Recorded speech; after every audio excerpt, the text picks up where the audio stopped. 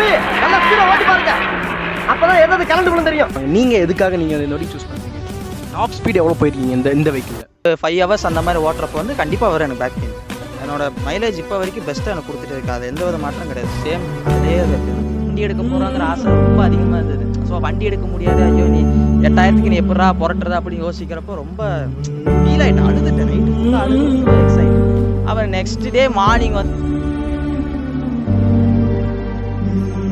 Hi hello welcome to channel. இன்றைக்கி நம்ம channel என்ன வீடியோ ரிவ்யூ பண்ண போகிறோம் அப்படின்னு பார்த்தீங்கன்னா, அது வந்து பார்த்திங்கன்னா வந்து எல்லாத்துக்குமே வந்து யங்ஸ்டர்ஸ்க்கு எல்லாமே பார்த்திங்கன்னா லைஃப்பில் வந்து ஒரு பெஸ்ட் வண்டி அப்படின்னு பார்த்தீங்கன்னா வந்து பல்சர் 150 தான். அண்ட் இந்த வண்டி எப்போ ஃபேமஸ் ஆச்சுன்னு உங்களுக்கு நான் சொல்ல வேண்டியதில் உங்களுக்கே நல்லா தெரியும். பொல்லாதவன் படத்துக்கு அப்புறம் தான் வண்டியோட பீக் லெவல் வந்து வேறு லெவல் இருந்தது. ஸோ அப்படிப்பட்ட பல்சர் 2018 மாடலில் தான் நம்ம இன்றைக்கி ரிவ்யூ பண்ண போகிறோம். ஸோ இந்த வீடியோ நாங்கள் எதுக்கு அப்லோட் பண்ணுறோம், ஏன் இதை பண்ணுறோம் அப்படின்னு பார்த்தீங்கன்னா வந்து ஸோ இப்போ புதுசாக